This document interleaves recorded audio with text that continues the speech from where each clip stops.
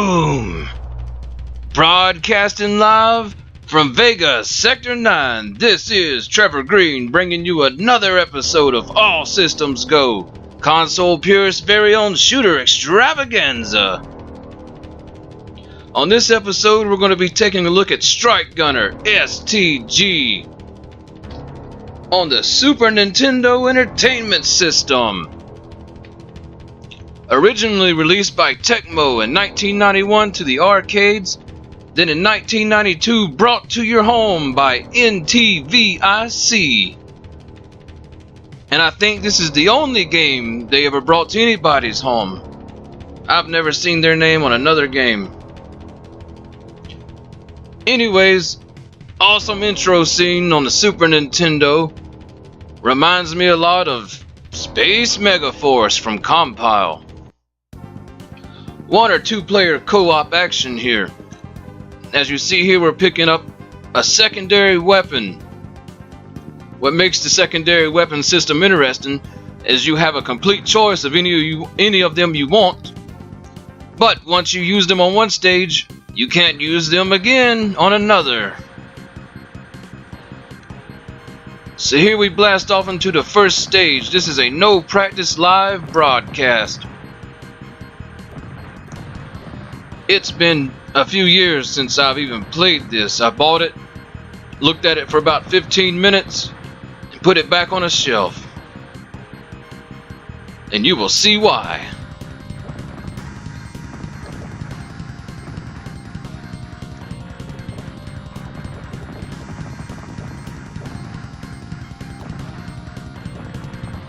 Lots of repetitive enemies.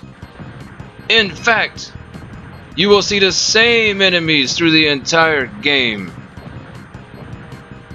Once you get past stage 1 and 2, I can't remember, but I don't believe there's any variant to the enemies. I don't know.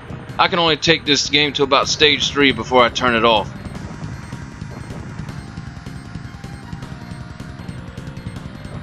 It is very, very, very simple. Everything loops in this game. This is the game of loops. If I said one thing about this game, it's a roller coaster with loops, music loops, enemy loops, background loops. The first 2 stages are this background of this forest region, or green blotches. Who knows? And even when they change the enemy graphics up, they still loop on the same movement patterns. Ah!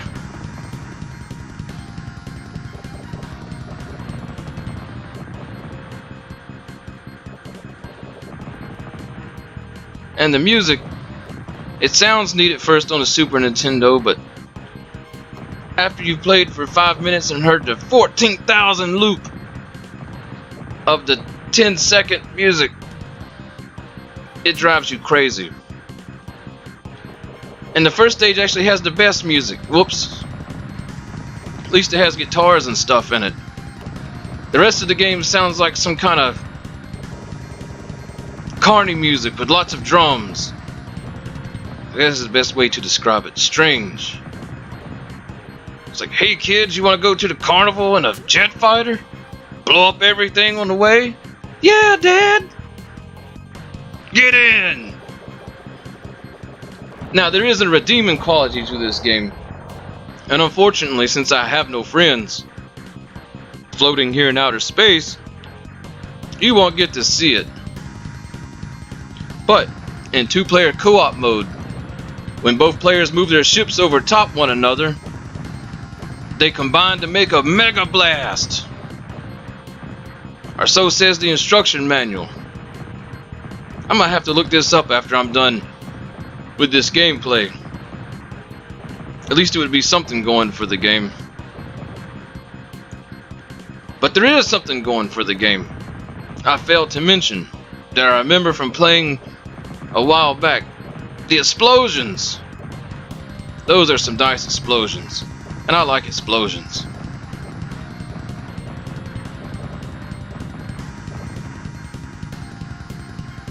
And here come the missiles. that if you stand still and shoot, will never harm you. I also like how I'm in a modern jet fighter, but a stealth bomber from the past comes. Well, actually, not the past. I think this game takes place in 2008 AD. So my bad. If you were playing in 1992, you were playing a futuristic game. But if you're playing in 2017, you're playing in the past. This is getting like a Star Trek episode. You know those ones where they run out of plots, so they do the we went back in time, then we went forward in time. Do not alter the time.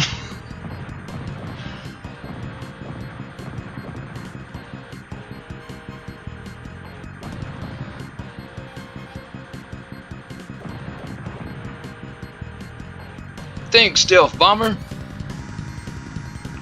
The bombers, they drop weapon upgrades. Though from what I can tell, the red shot is probably the best one. Here comes our first boss. They also fill up your secondary weapon, those stealth bombers. You got a little gauge on the left there. So we're going to try to use up our secondary weapon on this first boss. And the bosses in this game are actually quite good. Well drawn, huge bosses, lots of animation, lots of action. I mean, compared to the... I wonder if it's the same programmer compared to the stage, the first, the level, and then the boss. I wonder if they brought in somebody else to do the bosses. It's like they made the stages, and they were like, okay, we got to do something different. Bring in somebody else to put these bosses in. But I always love big boss battles with multiple components, turrets and wings and engines and things you got to take down as you combat. Dog fight, I guess the best way to put it, the boss. So let's attack the bridge here. Oh, a lot of Star Trek references. Take that, you Federation scum. Actually, this looks like a Klingon ship. Down go the Klingons. Now spray missiles everywhere.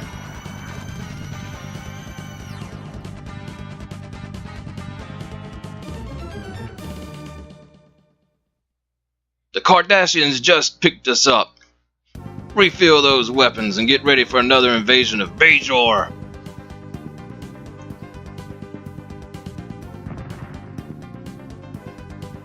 The Dominion shall rule. Yeah, like I said, here's the second stage. Exactly like the first.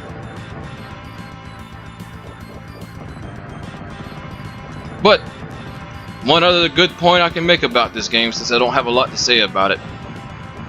It's an early Super Nintendo shooter that does not have slowdown. And I'll repeat that. This game does not have slowdown, and it's on the Super Nintendo. Now, the same year this came out, you had Gradius 3. You had Super R-Type. Those games are notorious for slowdown. And the same companies that gave us those games, like R-Type 3, it didn't have much slowdown. And it was just a program, and they didn't understand the architecture of the Super Nintendo. But apparently, NTVIC understood it. Who knows? Anyways, guys, I'm going to quit boring you with Strike Gunner S.T.G. Do I recommend this game? If you're collecting shooters and you want to get shooters, you know what? This is a pretty cheap one. It's not broken, it's just boring. But if you're just getting into shooters and you really want some good stuff, skip this at all costs. I can't really highly recommend this game whatsoever. Anyways, guys, let me know what you think in the comments below. Tell me, did you ever play Strike Gunner S.T.G? And let me know, especially if you enjoyed it, and tell me how that was possible. See you guys next week.